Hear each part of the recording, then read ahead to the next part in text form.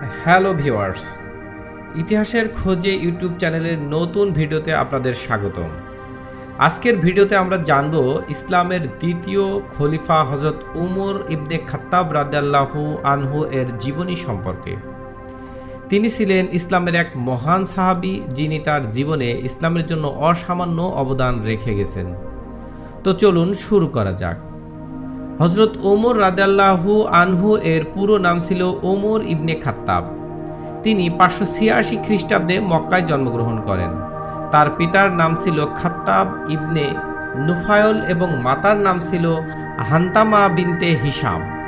তার গোত্র ছিল কুরাইশের বনি আদি শাখার অন্তর্গত। ছোটবেলায় তিনি চারণভূমিতে উট চড়াতেন এবং পরবর্তীতে বাণিজ্যিক কাজে নিজেকে নিযুক্ত করেন। তিনি ছিলেন একজন প্রভাবশালী এবং শক্তিশালী, যিনি তার দৃঢ় চরিত্র এবং সাহসের জন্য পরিচিত ছিলেন। শুরুতে হযরত উমর রাদিয়াল্লাহু আনহু ইসলাম এবং মুসলিমদের কঠোর বিরোধী ছিলেন। তিনি মুসলমানদের অত্যাচার করতে ছাড়তেন না। কিন্তু একদিন তিনি তার বোন ফাতিমা এবং দুলাভাই সাইদ ইবনে জায়েদের কুরআন তেলাওয়াত শুনে মুগ্ধ হন। তিনি তৎক্ষণাৎ তার বোনের কাছ থেকে কুরআনের একটি অংশ পড়ে শোনার জন্য অনুরোধ করেন। যখন তিনি সূরা তহা পড়েন, তখন তার হৃদয়ে পরিবর্তন আসে এবং তিনি ইসলাম ধর্ম গ্রহণের সিদ্ধান্ত নেন। অবশেষে তিনি হযরত মুহাম্মদ সাল্লাল্লাহু আলাইহি ওয়াসাল্লাম এর কাছে গিয়ে ইসলাম গ্রহণ করেন।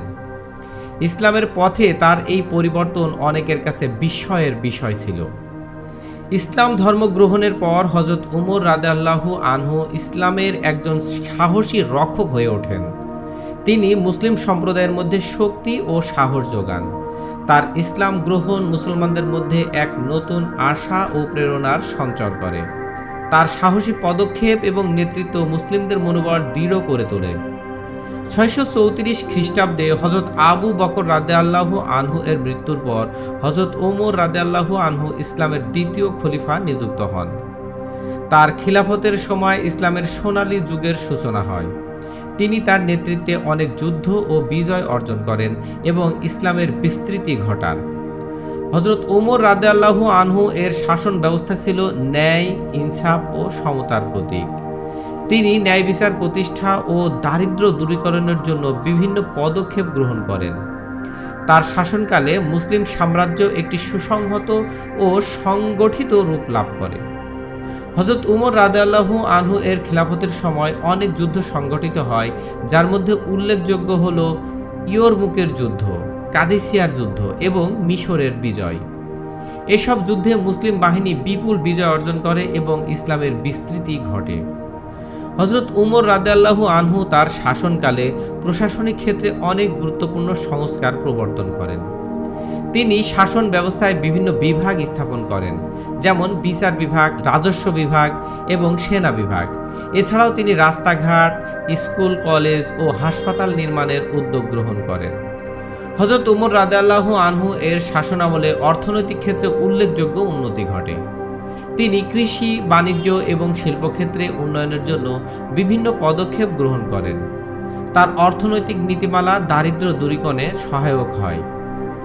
হযরত উমর রাদিয়াল্লাহু আনহু ইসলামী সমাজকে অর্থনৈতিকভাবে স্বনির্ভর এবং স্বাবলম্বী করতে বিভিন্ন পদক্ষেপ গ্রহণ করেছিলেন।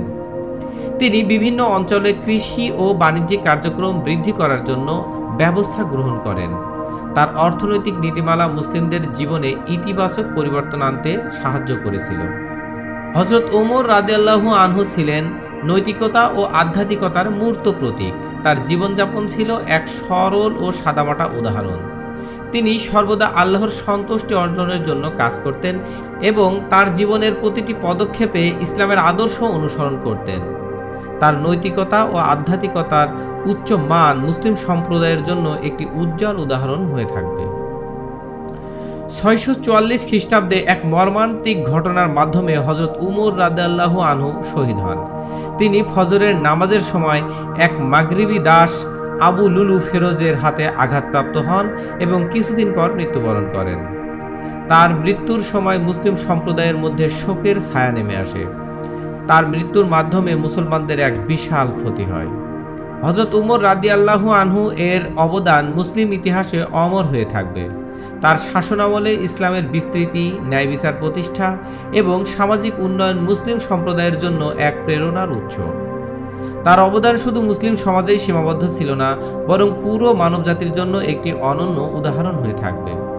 হযরত উমর রাদিয়াল্লাহু আনহু এর ব্যক্তিগত জীবন ছিল খুবই সরল এবং নম্র। তিনি সাধারণ মানুষের মতো জীবনযাপন করতেন এবং তাদের সমস্যার সমাধান করতেন। তিনি সর্বদা আল্লাহর সন্তুষ্টি অর্জনের জন্য কাজ করতেন এবং দরিদ্র বিমোচনের জন্য চেষ্টা করতেন। তার নম্রতা এবং উদারতা মুসলিম সম্প্রদায়ের মধ্যে এক বিশেষ স্থান অধিকার করে। তিনি ইসলামের প্রচার ও প্রসারে গুরুত্বপূর্ণ ভূমিকা পালন করেছেন। তার নেতৃত্বে ইসলাম একটি শক্তিশালী ও সুসংহত ধর্মীয় সম্প্রদায় হিসেবে প্রতিষ্ঠিত হয়।